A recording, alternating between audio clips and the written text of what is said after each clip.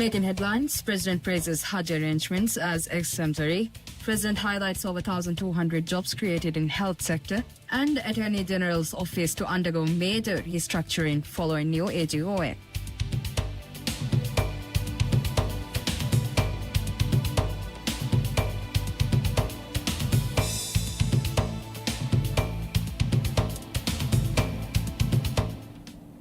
Bismillahirrahmanirrahim. Assalamu alaikum and welcome to MMTV News in English with me, Mariam Milza Masood. President Dr. Mohamed Moise has received the World No Tobacco Day Special Recognition Award from the World Health Organization (WHO), recognizing the administration's recent efforts to strengthen tobacco control in the Maldives. The WHO had announced the award on May 20 ahead of World No Tobacco Day, and the president was formally presented with the honor during a ceremony held on Thursday night. The organization credited the Maldives for implementing a series of major policy reforms, including banning e-cigarettes and e-liquids, expanding smoke-free public spaces, raising the legal age for purchasing tobacco to 21, and prohibiting all forms of tobacco advertising and sponsorship.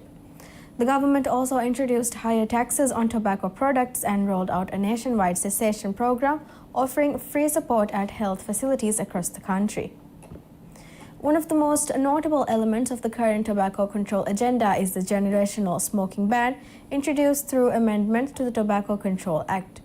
Under the law, the sale of tobacco products is prohibited to anyone born on or after January 1, 2007, making Maldives the second country in the world to enact such a restriction after New Zealand. The WHO described these measures as a significant national achievement and a compelling example for other countries working to reduce tobacco use and its health consequences.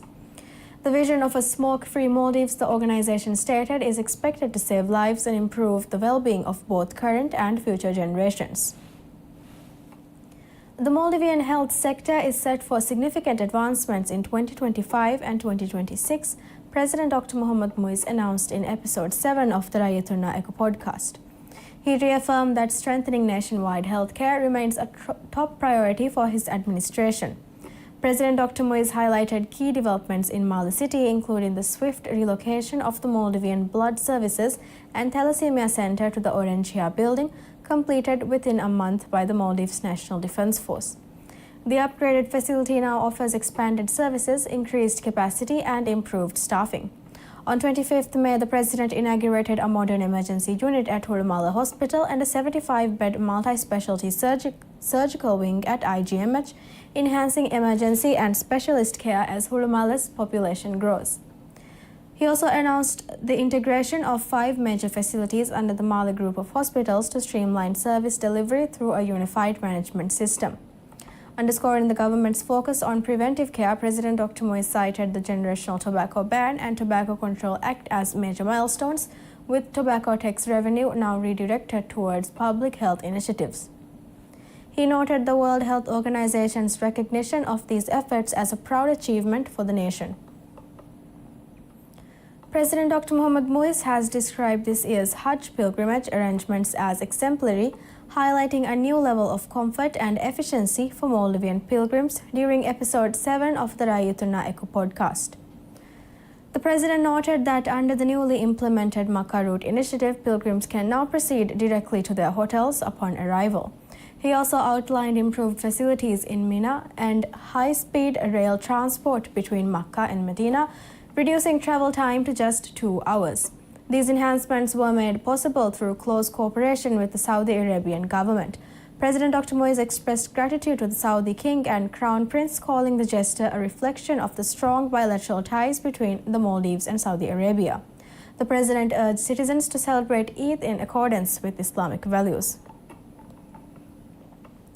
The Attorney General's Office AGO is set to undergo major administrative and structural reforms following the ratification of the Attorney General's Office Act by President Dr. Mohamed Moise on May 29, 2025. The legislation, which was passed by Parliament on May 15, will take effect 90 days after publication.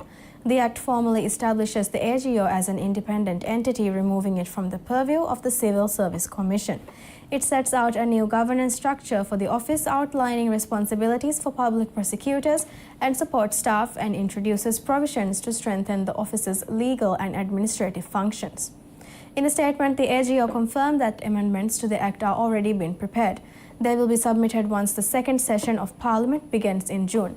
The proposed further changes aim to further refine the office's internal framework and address functional aspects of its operations. Among the key changes introduced by the Act is the division of AGO staff into two categories: legal services and administrative services. It also establishes roles for Deputy Attorney General and Secretary General and defines responsibilities for each service division.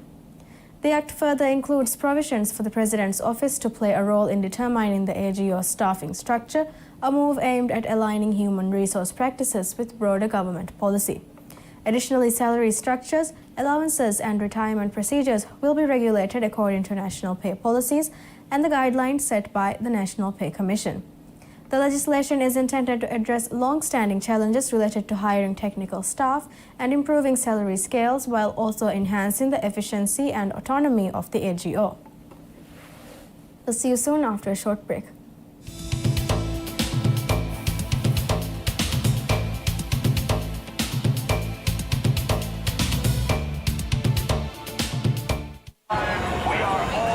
Mate, it's madness in here today. Of course, bro.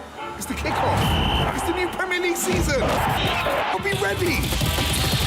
Get loud. This is new faces, latest drip, and fresh trims. It's time to believe. The greatest league in the world is back. Brought to you by MediaNet. Kafa, tiga pocket ennetunnu kontaga phone Kafa, passport atungi fangalaniku gillijiayo. Kafe kanitudani, foshi gillijiayo. Kokko hasnuwe, kafe dani hajjan umra plan nagag. Konkamaka kafa haswamvi. Ituru malumat Elite mobile app adi myelite.mv. Elite Ailaya, marhaba.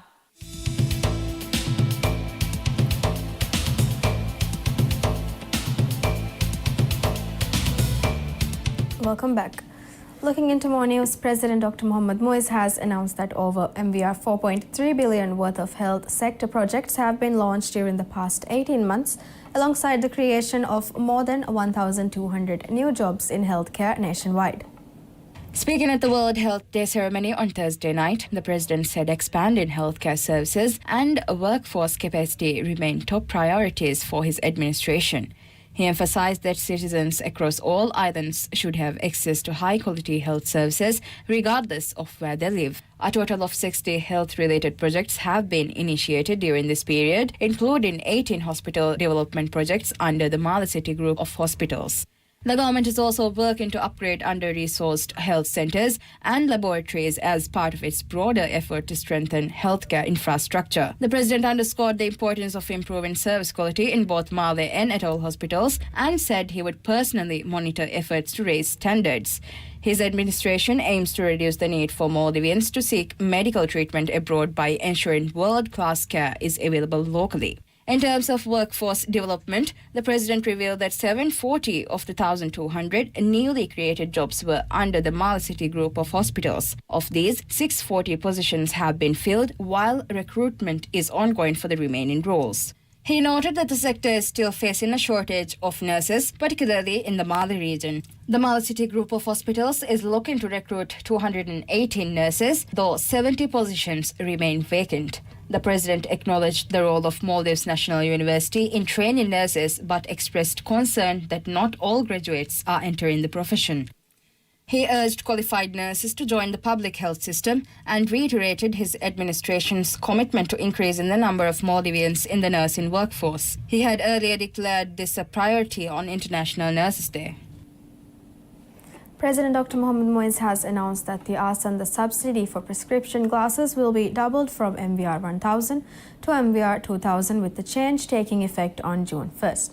The announcement was made during the World Health Day ceremony held on Thursday night.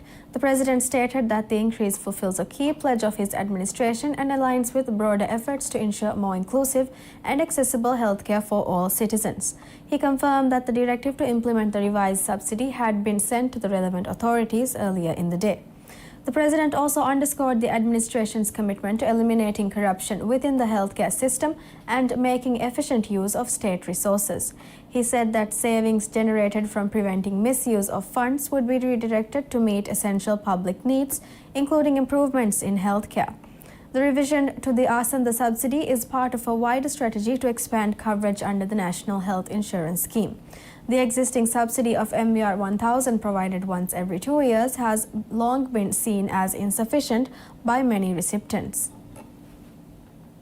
Over the past week, the Maldives witnessed a series of significant developments, from groundbreaking initiatives easing the Hajj pilgrimage to ambitious plans for urban and financial development. In efforts to strengthen regional security ties, Defence Minister Mohammad Ghassan Mamoun met with his Malaysian counterpart, Datuk Seri Muhammad Khalid Nordin, last week. The discussions centered on shared security concerns and opportunities for enhanced defence collaboration, building on the foundations laid during President Dr. Mohamed Moises' official visit to Malaysia earlier this year, which also aimed to deepen bilateral ties in sectors such as health, economic development, digitalization, and climate change. The following day, the Maldives Expo 2025 officially opened at Central Park, Hulu Malé, marking the country's largest ever showcase of entrepreneurship, craftsmanship, and innovation. The event, inaugurated by President Moise and First Lady Madam Sajda Mohammed, attracted 383 exhibitors across diverse categories, with handicrafts being particularly prominent. With over 3,600 applications submitted, the expo serves as a vital platform to promote local entrepreneurship and bolster the creative economy. In a forward-looking announcement, President Dr. Moise declared the next year the Year of National Innovation, reaffirming the government's pledge to elevate creative economy. This initiative aims to increase the creative industry's contribution to GDP to 15% by 2030 through supporting digitalization and improved distribution networks. The reopening of the Divahingo Fedanthirikam Maurus exhibition, jointly organized by the Ministry of Economic Development and the Business Centre Corporation, was hailed as a key milestone in this national drive. Building on urban development goals, President Dr. Moise also outlined an ambitious vision for Hulu Malé, aiming to establish it as a financial counterpart to Administrative Malé. The revised Housing Development Corporation Master Plan, unveiled alongside a new website, is designed to guide the phased development of Hulu Malé and create the Maldives International Financial Center. This vision, supported by a $8.8 billion agreement with MBS Global Investment, is set to foster sustainable economic growth and improve living standards, underpinned with a collective government and community effort.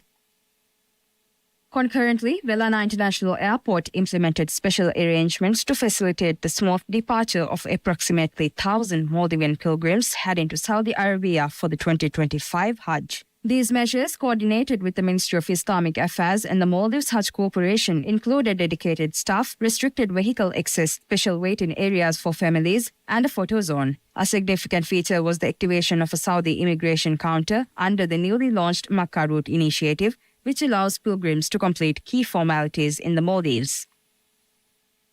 On May 27, President Dr. Moise expressed profound satisfaction at the inauguration of the Makkah Route initiative, describing it as a joyous occasion that greatly simplifies the Hajj journey for Maldivians.